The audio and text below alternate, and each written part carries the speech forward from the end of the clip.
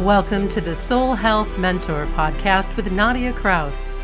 Learn how to move your awareness out of your mind and into your heart so you can embody your divinity, experience joyous peace of mind, and create your most vibrant life by opening to receive your soul's sacred medicine. Hello, everybody. Welcome back to Soul Health Mentor Podcast. Today, we have Tara Preston here with us, and we're going to have such a great conversation. Hi, Tara. I'm just so excited that you are here.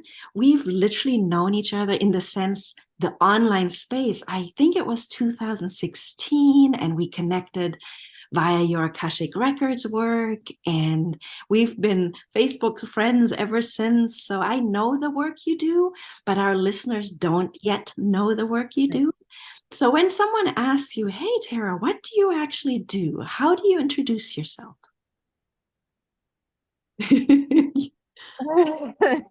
Well, we've been doing this work for a long time, so I feel like there's so many strands of my work. But I would say the core piece that I do is really bring women home to their essence, to their soul, to their creative power, so that they can create a life on their terms, so that they can experience freedom in all different kinds of ways, and intimacy, emotional freedom, their authenticity, their creative power, their expression, all the ways. So that would kind of boil it down, I think. Yeah. It is. I do realize that, we've known each other. We know the work we do. And it's just, if we would meet, we were strangers and we would meet, Yes. go like, so what do you do? It's good. Yeah. Yeah. You said so many good things in that introduction. So a woman's essence, creating the life that she desires, and freedom. So, and I mentioned the Akashic Records, and I wanted to let listeners know. So, Tara, you founded your Akashic Records school. I don't know if that's the right terminology. Tell us a little bit about how you got to do the work. What inspired you to do the work that you do today? There's a story behind that. I know that. Yeah. Well, my story, of course, we could go back like 20 years, but like kind of a pivotal moment in my story was when I was pregnant with my daughter, who did I know that I was having a daughter? I think I might have. But I was living in the city and fairly burnt out, and was a professional makeup artist. And really at that point, life was just feeling kind of like tight and outdated. And there was a nudge of a call. I just didn't know what that was. And I was also kind of growing in this sense too of like, there's got to be more to my purpose. Like, what's my purpose? And I had this like beautiful baby growing inside of me. And at that point, I was like, I really kind of like wanting to understand what motherhood meant for me. And so kind of like all of these threads started to weave together. And I really knew in my heart that it's like, I want to be the mother who says yes to her purpose, who says yes to those nudges, and then walks that path so that I can not just tell her to go live her dreams, but I can be the mom that is like, I did live my dreams. Like, I know what it takes to live my dreams, and I can be a guide and an ally for you to live your dreams too. So that felt really important. So then as I was, pregnant and really starting to understand the birth process, and I tend to do that with things, is like go really deep with them. I want to understand everything. And so just the whole birth process, and that became a really powerful kind of portal to just understanding my creative power. And after I studied and became a doula, and I actually didn't move forward that path. But what opened for me was like, I just want to help connect women to their power and to trust their instincts and their intuition.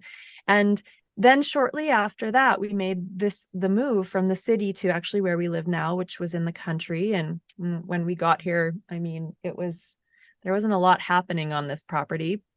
We had no phone. I think we had to turn the power on. Like it had been sitting here for a bit. But anyways, I'd found the Akashic Records shortly after, and there was just something with the Akashic Records and deeply understanding our divine nature and then being able to like break down patterns so that we could more fully live our purpose, like our expression in the world. And so then I found the Akashic Records, and then that was, 13 years ago. My daughter's 14 now.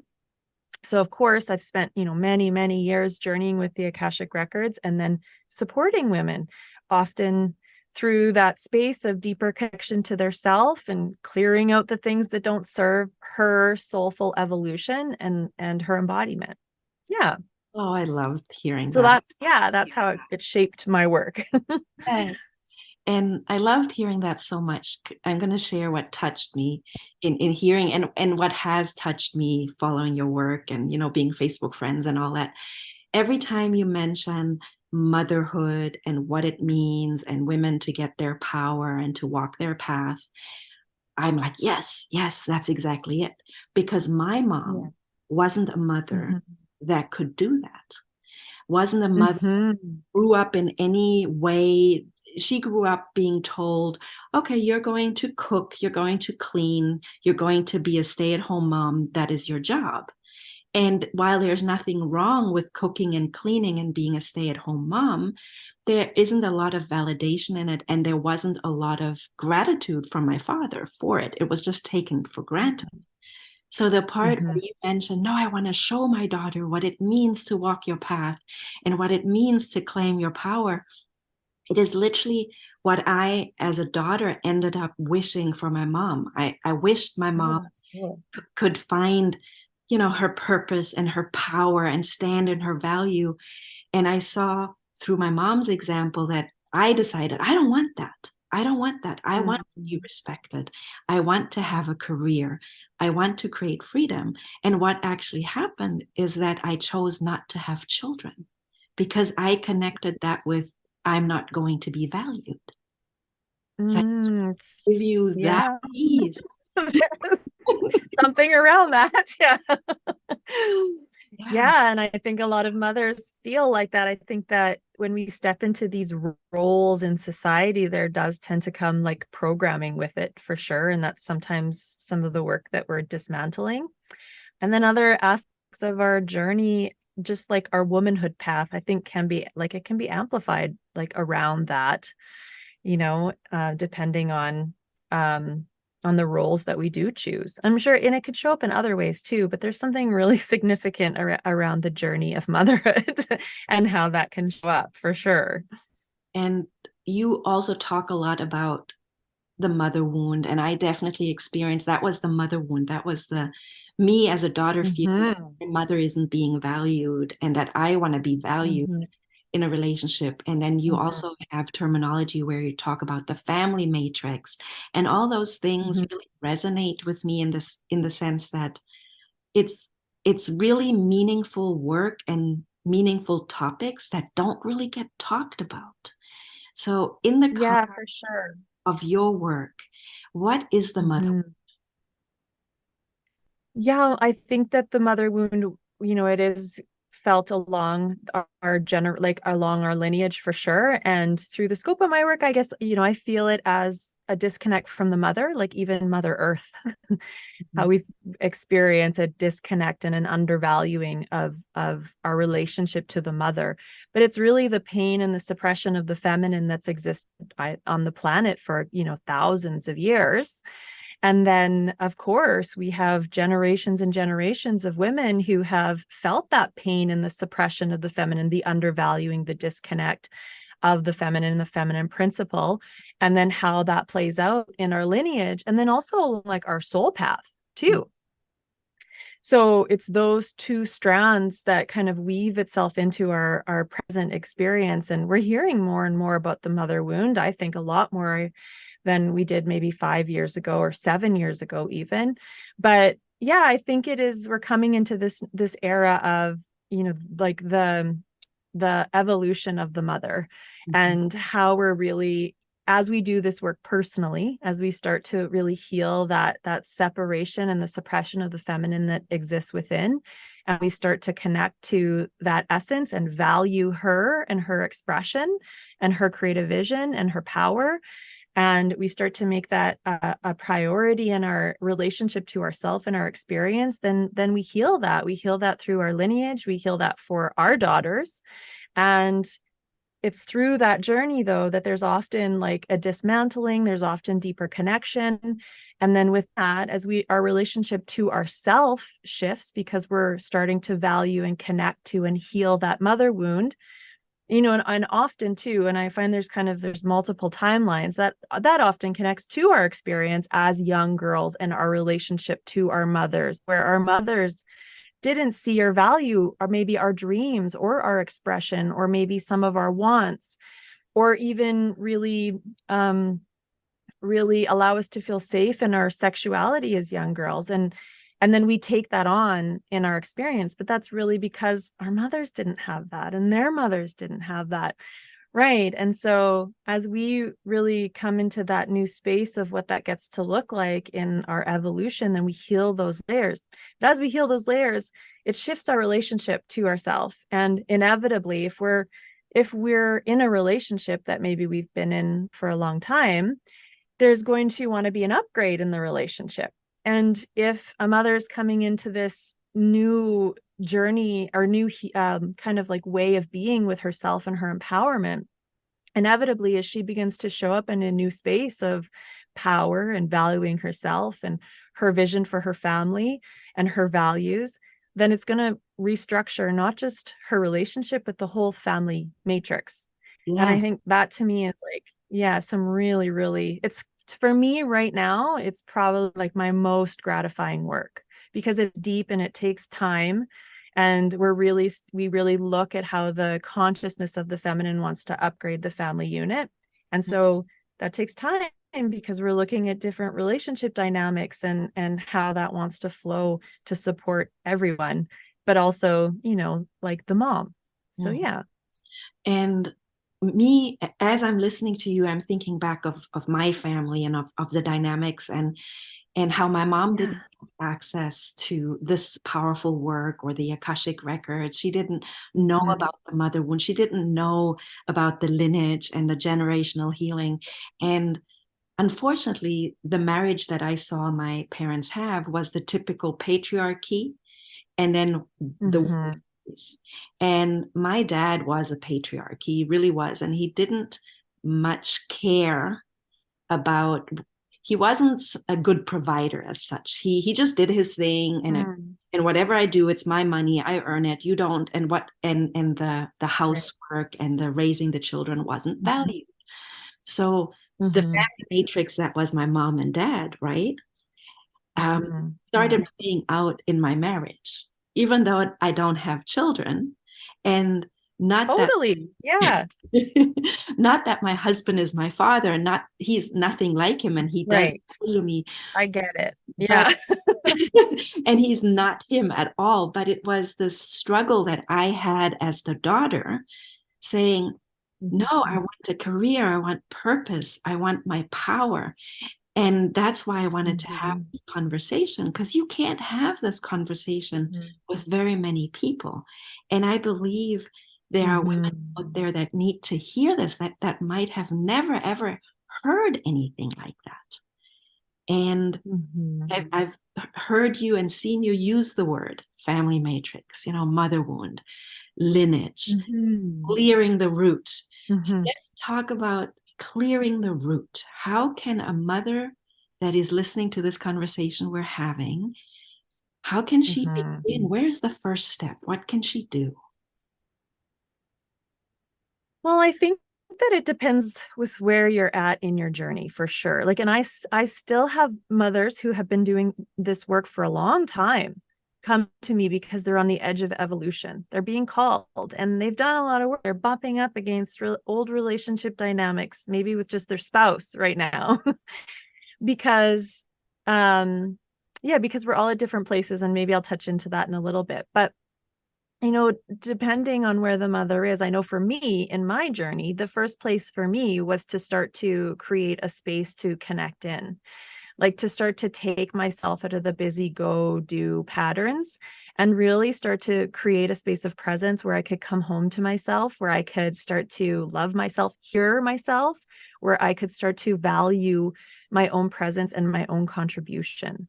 Like that was for me really powerful. And at that time too, I remember feeling a little bit of pressure because my husband wanted me to get a job and keep working. And I was like, well, I want to do my purpose and like make money. And this feels like actually more important.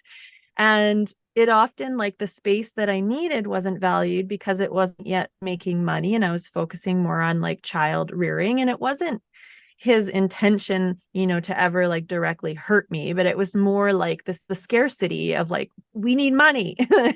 And I was growing in my sense of purpose and my sense of value. And I realized at that time I had to value my purpose. Like I had to value me. I had to value my sacred work. We had to have some conversations along the way, but like, it really was that growing from that sense of like love and valuing just like the truth of who I was in that space of presence, because that's so huge, and taking us out of those like busy go do patterns that we tend to operate from when we don't feel valued. So that was a really good starting point. Yeah. Oh, that was powerful. I can keep going, but yeah, go ahead. That was powerful, especially when you said coming home to ourselves and being present with ourselves. That is such a powerful thing to do. And yet it is so hard because I've just realized that this year I really was releasing doership and performance mentality. That's Yes. we're anchored into this do, and you've got to prove yourself. Yeah. Blah blah blah, and really perform, and this it's the opposite. We need to come home to ourselves. So you said that that's a very powerful first step. And thank you. I know you have a Yeah. few things that you offer as that first step. So do you still offer the Radiant Power Hour as a start to I start? do. Awesome. Yeah, it's on the website. Yeah. So I still do. It's still such a beautiful practice that I still use. I've adapted it over the years as I've grown and what that claiming that space meant for me. But I mean, yeah, all my clients still use it. It's on there. If that speaks to you, it really is a beautiful practice to really start to come home to self. Yes, in that way. And is it tarapreston.com? Is that the website it's on? Yeah. Awesome. So that would be a first step that women that are listening to this conversation can get to know you better and have this very powerful practice that you said beautifully. I really love the coming home to yourself. And yes, the part, and that's go ahead.